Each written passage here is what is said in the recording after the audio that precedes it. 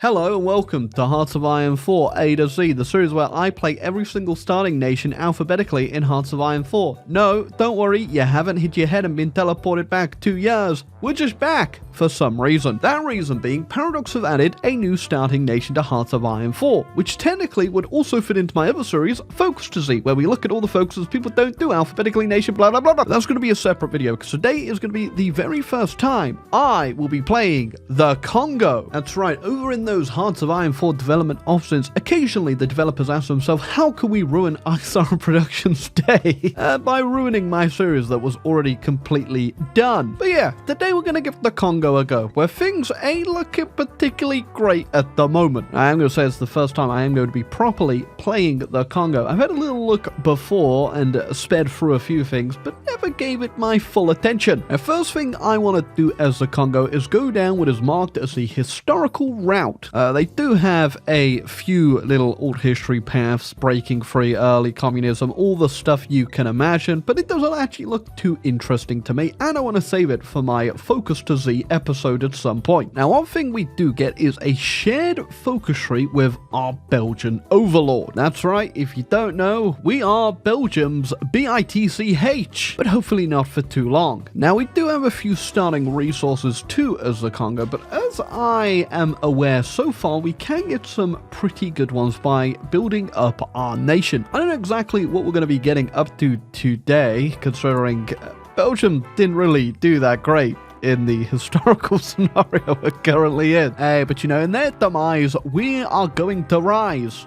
Hopefully. Okay, now we do have to pick from a couple things. So the first one that's kind of got my attention is attempting to centralize the state and allow local autonomy. I know looking at them at the start here, you kind of will go to attempt the centralization of the state, but allowing local autonomy does give you a building slot in a lot of your states. And I don't know if you know this about the Congo, ain't got a lot of room to build. So I'm actually going to go for allow local autonomy, because we can lower that through a whole bunch of different focuses anyway, so we'll just hope for the best, really. I'm going to need those building slots. It's hard to really imagine what a Belgian person would really look like in your head, considering, you know, the French-Dutch hybrid type deal going on down there. But Pierre, I think, is very Belgian. Oh, so we got this guy down here that actually is an advisor will unlock decisions to further improve and develop Rwanda and Urundi, which currently we don't actually have cores on, because this is the land we took off the Germans in WW1. But I could get this guy, the governor would be very good, or I could get Jesus Christ Special Envoy. What is going on in Hoi4? I mean, I am going to get him because he gives me autonomy progress, and I need that. But, you know, we'll get back to Eugene at some point. Already, we have 10 billion metric tons of decisions where we will actually turn our nation into one that is plundering the damn earth beneath it, apparently. Yeah, it does come with a few downsides in doing, but we can get quite a few nice buffs through this. It is definitely very expensive, though. It's a lot of political power, and at the moment, we don't really get a lot of political power, so we've got to pick and choose what we want here pretty sparingly. This one right here isn't looking too great, considering it nerfs our political power an extra 10% just for consumer good factories, which, yeah, currently we don't really need because we don't have any. Okay, from investing into our country, we have now actually got a bit of an economy going. It's not crazy. We're up to 9 civilians and a couple military factories to get things done, and I've started going down the shared focus tree to open up to the ones that Belgium can also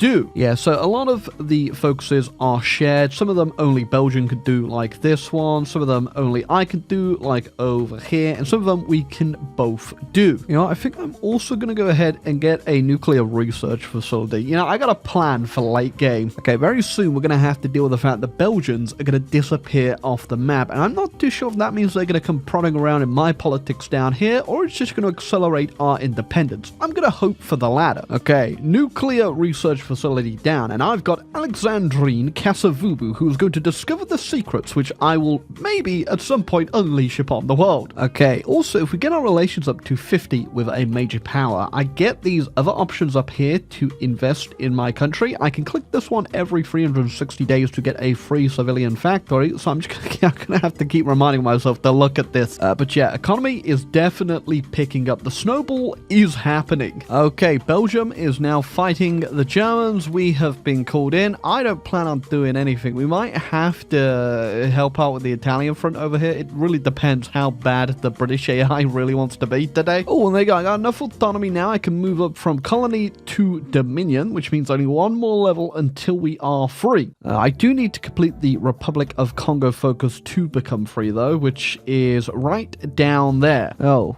and sure, Britain, although I am kind of lacking 105 convoys. How does 4 sound? Oh, I just realized I could do French Congo over here, where I actually attempt to steal the French Congo, which, yeah, obviously I'm going to try that. Oh, and I just got demoted back down to a colony. Thanks, Belgium. Yeah, for the fronts we have, we've got the Italians over here. I'm hoping the British will take care of that, and then obviously we have Vichy France as well, but Free France can get this land back, but I'm not really going to risk that. There we go. So we've stolen Middle Congo. We're looking interesting on the map. We also get an option here to safeguard Portuguese Congo, which could lead to war, apparently, but I'm willing to risk it because, you know, realistically, it's not like I'm going to be the one doing the most of the fighting here. Oh, well, you know, I just had to do it. Portugal's at war. I mean, sure, we just gave the Axis another member, but, you know, that does mean we get a bit more land. I mean, it should be fine, at least on our front over here. All we need to do is get this port right here, because we already seized their other one over here in the actual focus. So as long as we get that and they don't link up over to the east, we should be fine. And there we go. I mean, we're going to be stuck finding the Portuguese now, but hopefully the Allies can... I don't think they're going to deal with it. Now, I'm doing this little focus here called make use of the British proposal, which will give us a little bonus in helping us become independent. Because whilst we are going for our independence, it does look like it's a little going to get a little bit tricky. We're not going to do it just yet, but we could also just do the Dominion of Congo, which means we'll never become independent, but we won't ever be able to lower our autonomy or raise it. So we could just be forever Belgian, which doesn't sound great. Now, whilst the Allies have been very competent in Africa this time around, they even actually all the way and took Portugal down and got the full capitulation. The Soviets, they ain't looking too great. They ain't looking great at all. They are literally at the gates of Moscow already, and we'll have to see if the Allies are going to pull something off here. They have done a D-Day, and we just ain't gonna look at it. Instead, we're gonna talk about this thing called uranium. Okay, they just took Moscow, and I think they are making some pretty quick progress now to Stalingrad, which means the Congo is going to have to lock in. Now, being an international dealer in uranium, for the low price of 150 political power, I can sell people a bit of uranium. Gives them a buff to their nuclear research tech, and I also get a nuke research breakthrough progress of 10%. But more importantly, I get myself 2 off-map civilian factories, and there's a lot of people I can sell uranium to. I mean, sure, this might help them do some interesting things in the world, but I could use those civilian factories. Oh, small break from selling uranium to the world. Gotta go ahead, fight Vichy France now. They've actually joined in. And I ain't gonna bother pushing any of this front. I'm just gonna hold it. I just don't want them taking any of my land, because there's no point, as I believe it will just all go to Free France, which, yeah, it will down there. So we don't really care. We just don't want to lose our land. What we do care about, though, is the United States of America and making sure they've got all the uranium they could possibly need. Yes, thank you. I thought Italy made like a bit of a comeback there, no, but that was the Vichy French troops that I'm imagining were hanging out in French Somaliland over here. Now, for the cheap price of 75 of our autonomy points, we can go ahead and sell some diamonds on the black market, which will net us a profit of 70 political power. Pretty nice. Also means I can then sell a bit more uranium to someone. Yes, Churchill, my best friend. I mean, the Soviets really ain't looking too great. I'm not sure what they're looking like on the whole capitulation thing. I mean, it's still got, there's still plenty for the Soviets, especially against the AI, but the casualties are definitely rolling on up for them, so we'll see if they can hold out a little bit longer, because the AI is finally taking down the Italians. Yeah, they also got a little bit of a landing over in Brittany, but the supply ain't looking too great. I could probably help building up supply if they do a better landing and, you know, let the AI do whatever they gotta do, but not before I also sell my uranium to the Greater German Reich. I mean, this ain't really like a normal Hoi4 game. I'm not over, you know, conquering the world or doing sick plays. Instead, what I'm doing is playing Tropico in Hoi4. Yeah, question's gonna be whether or not the Germans can race to get a capitulation out on the Soviets before the Allies get too much of a foothold, but I don't think they'll be pushing them out of Italy looking at what I see here. I mean, these Italians down here ain't looking too fresh. Oh yeah, Soviets are up to like 94%, 95% capitulation, so they're probably gonna be gone any minute now, but I still have faith the Allies can pull this through. And if they don't, if they give me a couple more years, I've got a little secret plan. Oh, now independence movement in our country is picking up, and I can now actually go ahead and found the Congolese nationalist movement. The ones that I really want to get done are these ones that give us political power gain, because I still need a lot of political power gain. I'm getting 1.25 right now, which isn't great, especially considering these decisions over here. They cost a lot. And, you know, my black market diamonds does help a little bit, but I could really use just a lot more political power. Oh, good news. Found someone who wants to buy my uranium. I'm not too sure that should be the highest thing on your priorities, though.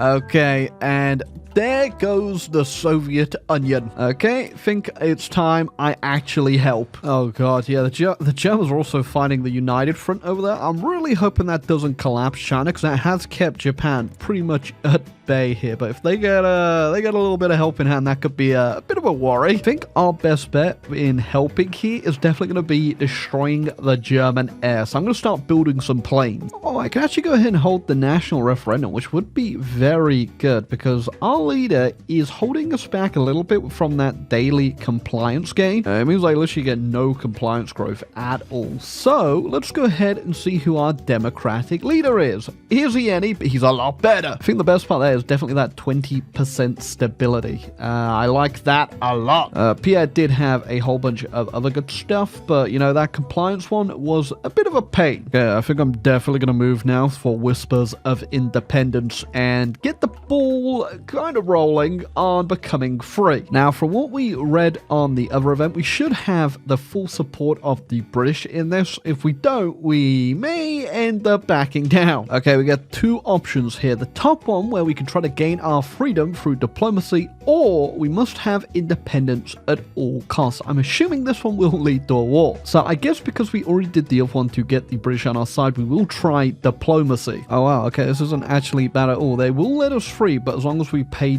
debt payments for 180 days, and it ain't even that bad. So sure, just means we have to have the little bonus here that gives us a 10% consumer good factor, and then we get a short-term one for 20%, which will go away after 180 days, which isn't bad, but 10% is completely fine in my opinion, especially because we get so many modifiers to lower our consumer good factor anyway. I don't see it really being a problem for freedom. And obviously the short-term one is definitely going to hurt for those 180 days, but you know, it'll do. And there we go, Congolese independence. Now, where is that modifier? So there's the short-term one that will go away, but I don't think we can get rid of this 10% one, which, you know what, sure. Oh god, yeah, we just got so many more factories though because of that. Look, we just doubled our factory count. Freedom is amazing. Okay, couple bits of things that have changed now we're independent is when we sell diamonds on the black market, it does actually hit our stability, so that is definitely not worth doing anymore. And we obviously missed out on a few focuses in our shared one. I think the ones that suck the most are definitely these ones, because I was waiting for Belgium to do this one, but they never did, because that would have gave us a bit more political power gain at the bottom, and also our rubber plantation one over here, which we also didn't do. Give us a little bit more rubber, but you know, we have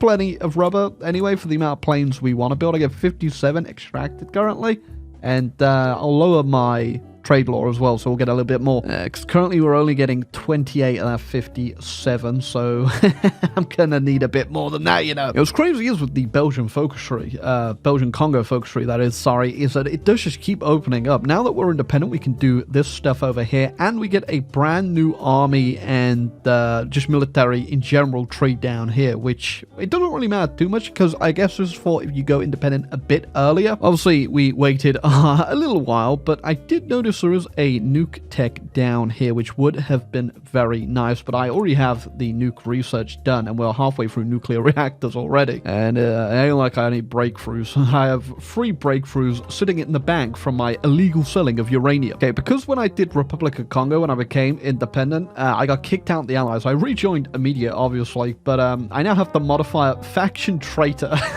I didn't even get a choice. So yeah, the British hate me now, which, you know, that ain't great. America still loves me. Just Churchill, he took that to heart, apparently. Okay, I think it's finally time we get rid of Jesus Christ Special Envoy. Instead, I'm gonna get this communist guy up here because he has a lack of resources penalty guy, and I cannot get enough aluminums, sadly. I've got plenty, but not as much as I need. I'm trading as much as I can with the British and the Greeks. Everything else is getting pretty intercepted, though, which ain't great. I have built an air force, and it is absolutely clapping the AI for the most part. We are keeping it positive, which is good. I'm also going to bring my army, which I have now built, over to Garrison Sicily, because I'm noticing they ain't doing too well over in Italy. They're actually getting pushed back out, and for some reason have launched a new invasion of Yugoslavia, and that is not looking great, boys. Oh, and launched torpedoes. And I guess we got nuclear bombs too. Hey! Congolese nuclear bomb. Let's not talk about how I had to reload like 5 times for that to actually work. Okay, I've been destroying the air over in Italy for a while now. I put a little bit of CAS. I think we can probably actually push here now. The UK has a landing over in Germany that is actually sticking, and I don't want them getting all the glory. Yeah, we don't have a lot of manpower or a lot of troops, so I'm hoping if I open up this front a little bit, the AI might come and do a bit of the work. Well, that definitely escalated quickly. I was looking what I've actually got my war participation in, and I've got 92,000 for destroying enemy planes. That's literally more than the British have. Alright, I'm gonna start just dropping as many nukes as I can here, try and lower the okay, I'm never lowering the German war support. They're at 100%, and this, well, it missed. Sorry, I didn't even miss. It just catastrophically failed. Oh yeah, it doesn't look like we're going to be here too long anyway. Oh yeah, Germany did also pop out their Reichskommissariats. We've got hopefully I don't have to deal with that. Oh, there you go. Germany capitulated to the UK. Great. Now, okay, I don't know when that happened. Now we just need to capitulate Hungary. I thought, you know, I was like, well, we don't have to capitulate Bulgaria, but no, Bulgaria's in there. Apparently, they've turned to the Eastern wisdoms of animations, which is really going to make my life so much easier anyway. I was looking at the casualties on this, and this is insane. The US has 11 million, 3 million of which are actually on Japan. The UK has got 5.5 million just from Germany, 11 million in total. Brazil, what have you been doing? I'm just going to assume everyone's just out of troops, because everyone's troop count is pretty damn low, probably down to the fact that everyone's ran out of manpower. And there we go. I feel like I didn't really do too much other than destroy the Air Force, but my fun came out of the Congolese Tropico experiment. Well, I do actually have a lot of points too, so I'm going to be spending those on the French land. There we go. Congolese Africa. This actually has a formidable too. We can unite Latin Africa, and look at that, it's a nice European color. Oh, I guess shout out to Germanic Albania for joining the Axis too. I was like, where the hell is Germany that they are still alive? And to Mongolia, I guess. Oh, yeah. Also, sorry, I didn't just take Africa, I also took all of Russia.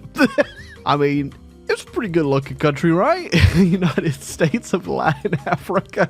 Yeah, now I could keep going, but it is 1950 and there's just Japan left. I imagine it won't be too difficult. Yeah, the Congolese economy, absolutely insane. A very fun African nation, and I think really puts to shame Ethiopia on like how good this nation is. It's nothing I'd play a lot of, I'll be real with you, and we did play it in the, you know, staying loyal to the allies type way. I'm sure it's very different if you actually do try to get your independence pretty early on, but I don't see how any of the other paths are any more fun than getting access to this gigantic shared focus industry and all the bonuses that come with it. But sadly, I will have to find out as A2Z will be taking care of one of these over here. But yeah, Congo was pretty good. Went on way longer than I thought, but that is just down to the fact the German AI went ham today and took out the Soviets. It would have probably ended way sooner than that. But literally, as soon as everyone bled each other dry, it wasn't too bad. As soon as the UK got the landing, all the AI just flooded in there and I pushed for Italy, so it wasn't too bad. Wasn't too bad at all. A bit sad we only got one nuke off, though. I did, at the end, get thermonuclears. I guess we could stick around and drop them on Japan, but there's no real point, is there? But anyway, I hope you enjoyed this weird